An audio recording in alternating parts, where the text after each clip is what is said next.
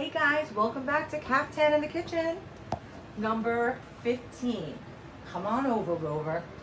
We're gonna make the killer recipe for Brussels sprouts. This is for Thanksgiving or any other day, but I thought I would do some kind of side for you guys this week in advance of Thanksgiving.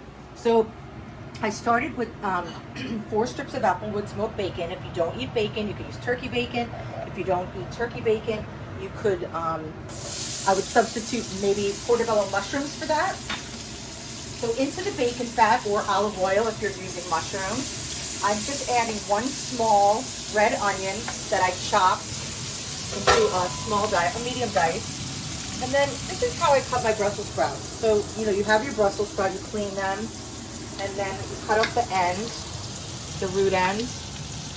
And you can cut them a million different ways, but I like to make about 4 or 5 slices in each Brussels sprout because you get all these cross sections that can brown on both sides. And what does brown mean, Parks? It means flavor. It means flavor. Yay! So, the more color you can get on your Brussels sprouts, the more flavor they're going to have. So, I'm just trying to get those brown bits off the bottom because that also is flavor, right? So, we don't want those to burn. We want to take advantage of that. Just mixing that around. It smells so good already.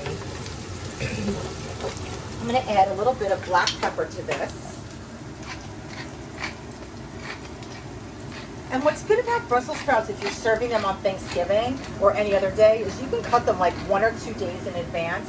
They have a really long shelf life, because sometimes you want to go shopping for Thanksgiving early in the week, but you don't want to buy string beans or maybe asparagus, things that are more delicate and don't have as long of a shelf life.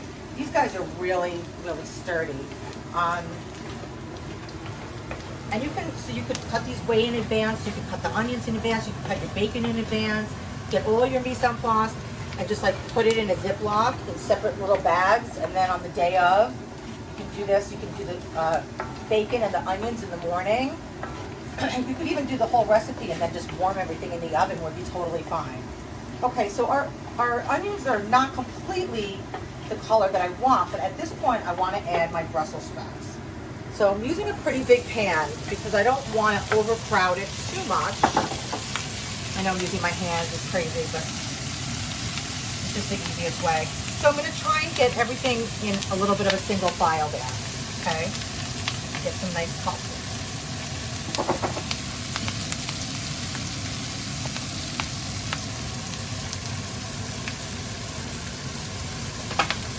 We'll add some black pepper to this to taste.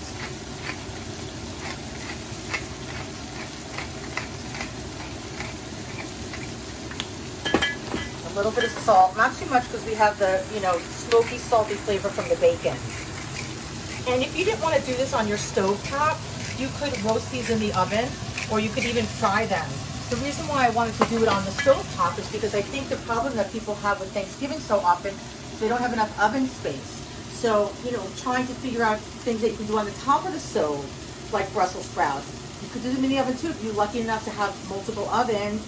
And because usually one oven has the turkey, right? And then the other oven has the side, mashed potatoes, stuffing, etc. So I just said I'd give you an alternative for something that you could do on the stove. Okay, add a little bit of oil to the top just to help them brown a little bit. So we're going to cook these for a good 5-7 minutes on this side. And then we'll turn them over and I'll show you what we're going to do. We're going to make a really good sauce.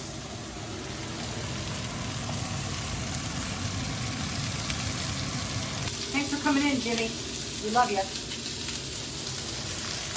Okay, so we're back. So, it's really tempting to kind of move these around, but I haven't touched them at all because I really want to get that nice color. So it's almost best to walk away, right? See that? Look at that beautiful color. Okay, so now what I'm going to do is I'm going to deglaze this pan to get all of that brown bit off the bottom with a half a cup of chicken stock. And of course, if you don't want to use chicken stock, you can use vegetable stock. You could use water. You could use beer. You could use wine. Whiskey. possibilities are endless. Okay, so now that we did that, try and get any of these bits off. See, I'm just moving the liquid around there, and it helps lift it off. Yep.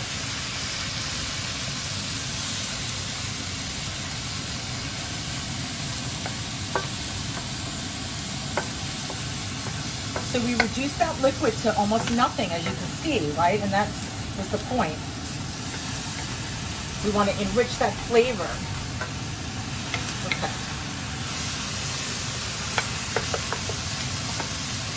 Okay, so we'll spread these out again and try and get a little bit more color on the other side. And then I'm going to add the zest of 1 orange. If you don't have an orange or you don't like oranges, you could do the same thing with lemons or limes or tangerine, Meyer lemon, blood orange, anything. You know, that's what you have to remember. Like I always tell you, like you don't need to follow a recipe. You can just kind of use the recipe as a guide, and then you substitute the things that you like better or that you have in the house. So you don't have to necessarily go out and spend money to get an orange if you have a lemon in the house. And then of course, if you want to follow the recipe exactly, I get it. I'm not trying to deter you from doing that, but I'm just saying, you know, you can be creative. And you may say, you know what, I kind of prefer lemon better. And that's up to you. Okay. So bring all that out of there. I'm going to cut my orange in half. I don't see any seeds. That looks really beautiful.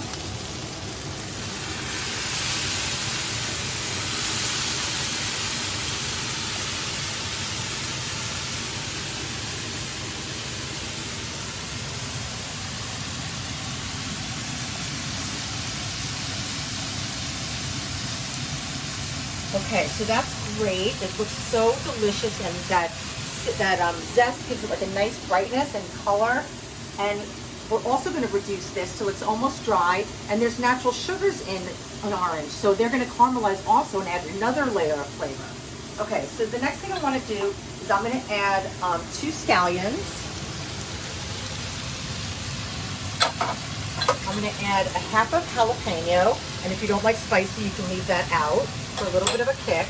And I'm going to add 2 tablespoons of pomegranate molasses, which is so delish. Okay, and then I'm going to add about 1 tablespoon of balsamic vinegar.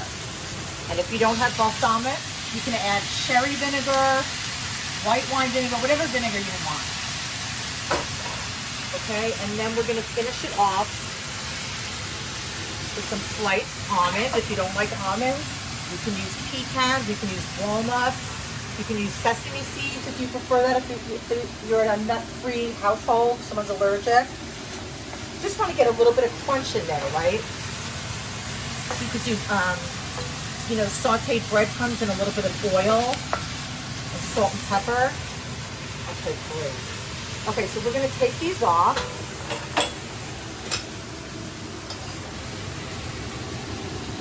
Oh wait, let me add my bacon back. Pardon.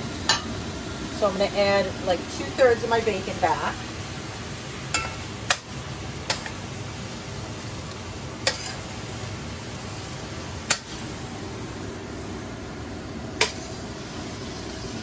This looks so good. Oh my God. It smells amazing. Anyone who doesn't like Brussels sprouts, I turn them around with this recipe.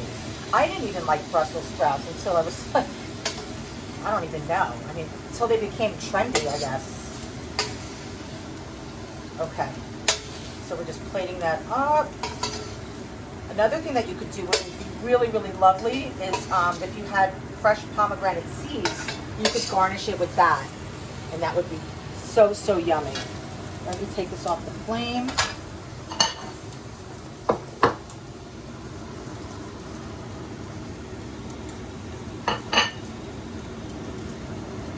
Bacon.